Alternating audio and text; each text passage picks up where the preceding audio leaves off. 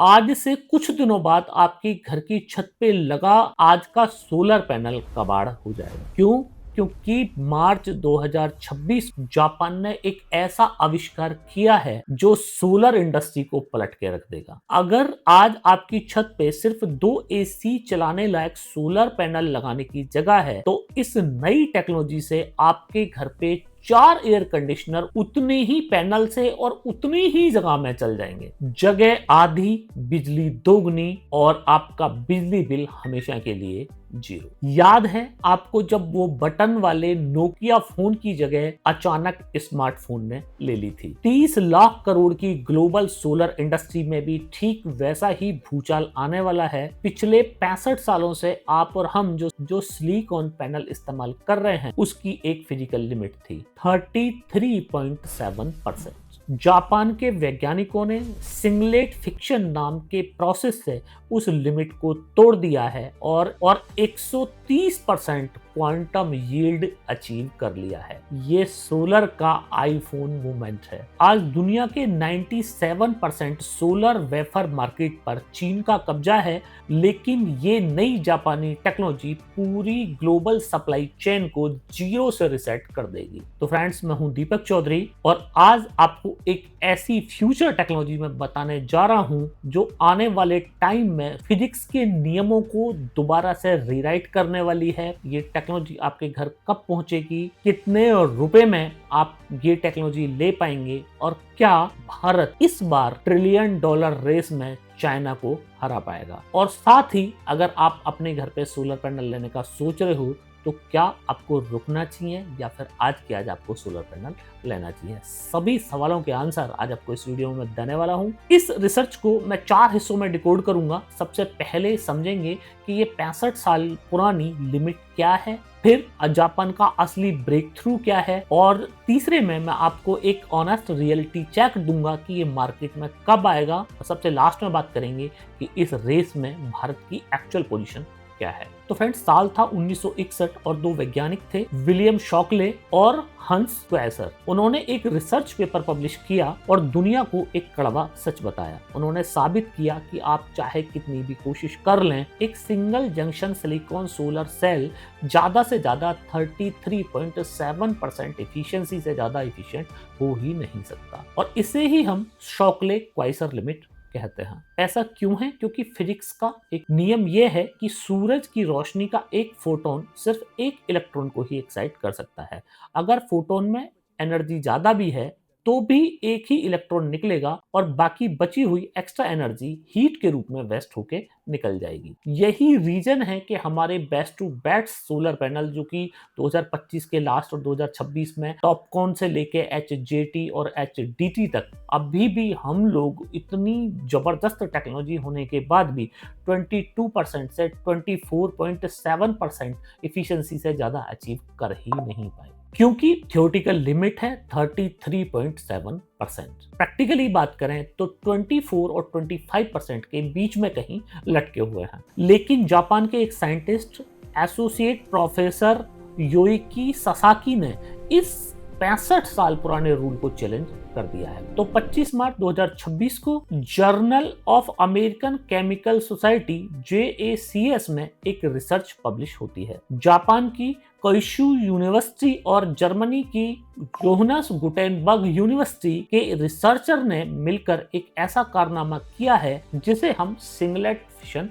कहते हैं। Singlet fission की थ्योरी 1960 से है। इसका मतलब है कि एक हाई एनर्जी फोटोन को एब्जॉर्ब करके 2 एक्साइटन यानी 2 इलेक्ट्रॉन होल पेपर बनाना। लेकिन प्रॉब्लम ये थी कि ये एक्साइटन्स आपस में ही किडनैप हो जाते थे या एनर्जी लूज कर देते थे, जिसे हम लोग फ्रेट प्रोसेस बोलते हैं। यहीं पे पूरा गेम जापान ने बदल दिया, पर बेस्ट एक स्पिन फ्लिप एमिटर बनाया और उसे ट्राटासीन नाम के मटेरियल के साथ में मिला दिया। रिजल्ट, उनके इस सेटअप ने उन एक्साइटेंस को कैप्चर कर लिया और उन्होंने अचीव किया 130% क्वांटम यील्ड। अब यहाँ एक बहुत बड़ा कंफ्यूजन दूर करना बहुत जरूरी है। लोग यहाँ पे समझेंगे कि इफिशियंसी 130% हो गई, तो ये सोलर की इफिशियंसी 130% नहीं हुई है। इसका सीधा मतलब ये है कि 100 फोटॉन्स अगर अंदर गए तो 130 इलेक्ट्रॉन्स जनरेट हुए, यानी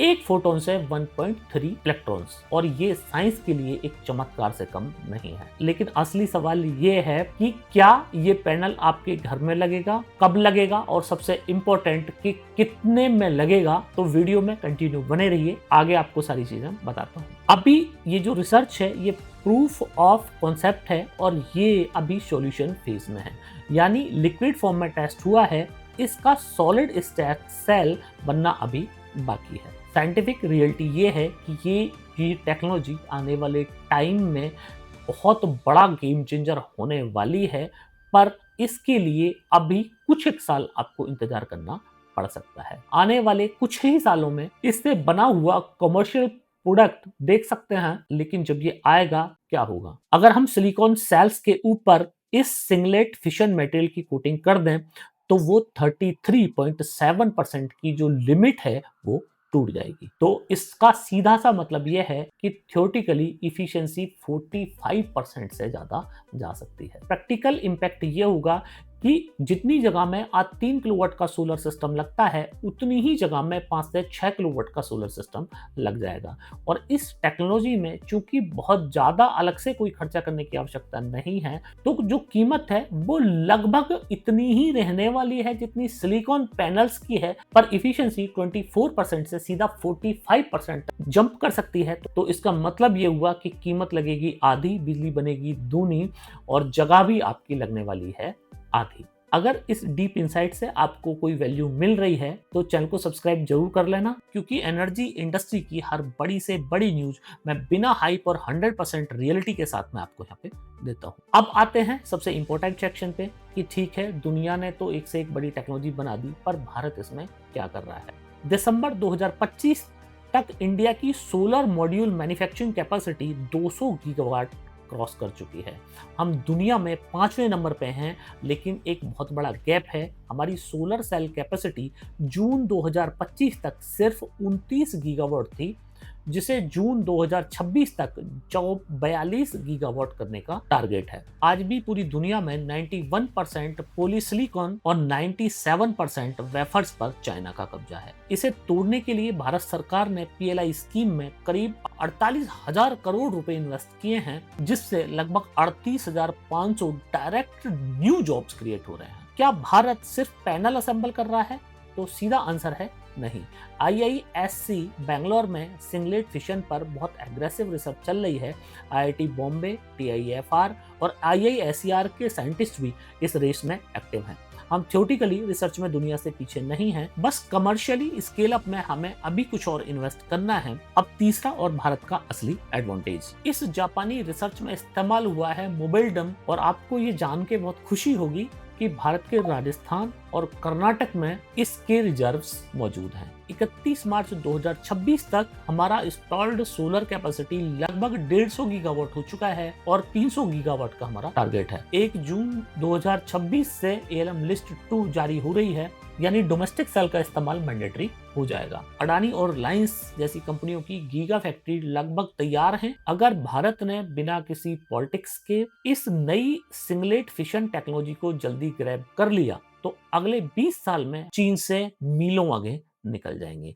यहाँ पे शर्त सिर्फ एक है कि भारत सरकार की ये जो स्कीम है, इनका लाभ केवल कुछ सेलेक्टेड कंपनियों को ही ना मिले।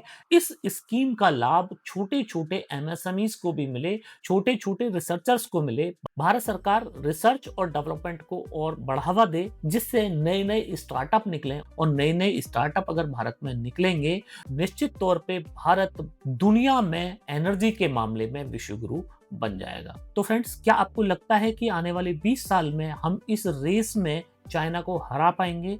कमेंट करके आप मेरे को जरूर बताइएगा। वीडियो से आपको अगर कुछ वैल्यू मिली हो तो चैनल को सब्सक्राइब कीजिएगा। जल्द मिलता हूं आपसे एक और नई लेटेस्ट टेक्नोलॉजी वीडियो में। जय हिंद।